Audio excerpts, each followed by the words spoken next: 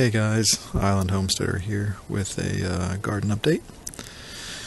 Today is November 15th and right now it's a beautiful 60 degrees. Just checked the weather before I came out.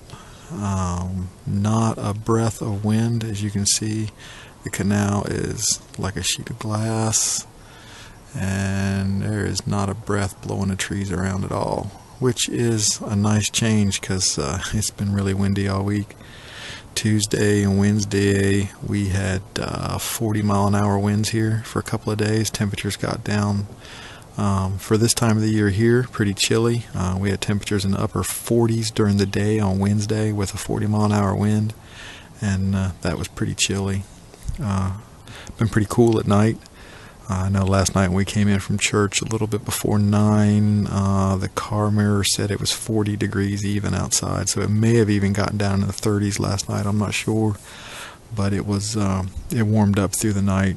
It was like mid 50s this morning at 7 o'clock when I went out, and like I said, now it's 60. So, but you can't complain. November 15th, 60 degrees. I'm out here in a t-shirt. So I'm not going to complain at all. So here's a quick view from up top on the deck, and I'll go downstairs and we'll take a look around. Okay, let's see. These are the snow peas. One of the kinds of snow peas anyway. And you can see they kind of got beat up in the wind. But they're doing good. They're growing pretty good. Let's see, I think somewhere, there it is. One of these is blooming.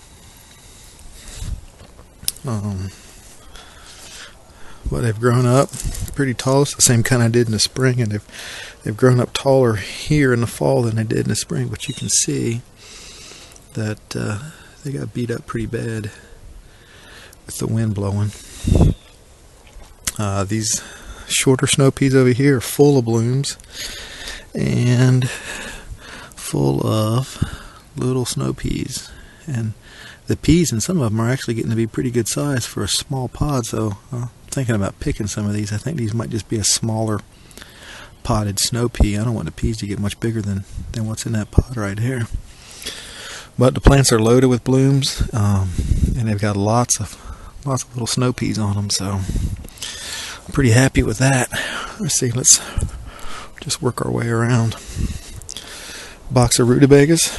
This is that first box that I planted with the spotty germination, but some more have come up. I've showed you that in other videos. And let's see, let me pick out the best one. Is this one right here, and you can see making a rutabaga down there. The garlic in these pots is doing really good. Look at the size of the stem on that garlic. It's as thick as my finger. Turnips, the ones that came up. Let's see. I saw one in here. There's one. That one right there. May almost be time to pick. I don't want them to get too big and get too bitter. So a few turnips this year.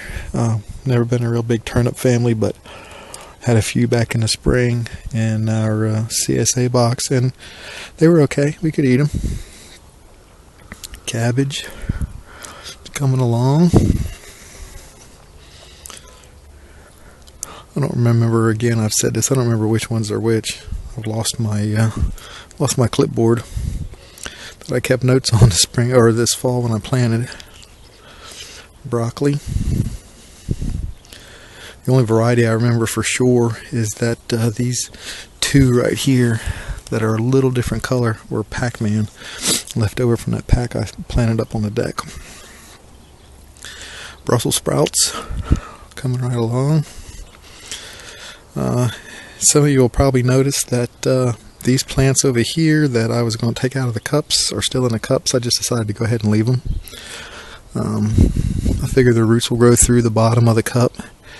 And one thing that might do is get the roots down deeper in the ground where maybe they won't dry out as quick. So kind of shifted the experiment a little bit. It hasn't seemed to really hurt anything.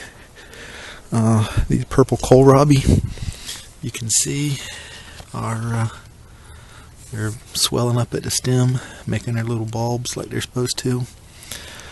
So it doesn't seem to have hurt anything at all by leaving them in the cups. The collards are doing really good. And again, I'm just going to leave them all in the cups. Rutabagas over here, they're all doing great after I thinned them. They're really growing nice. Spinach, not a very good color. Kind of pale, but it's alright. Probably going to pick some here shortly for baby spinach. Lettuces. Again, I don't remember which. This was just a mix here. As you can tell, probably cut some of those taller ones over there. And that was a mesclun mix. It all looks to be like the same plant to me. I don't know what that is, but that's all the same.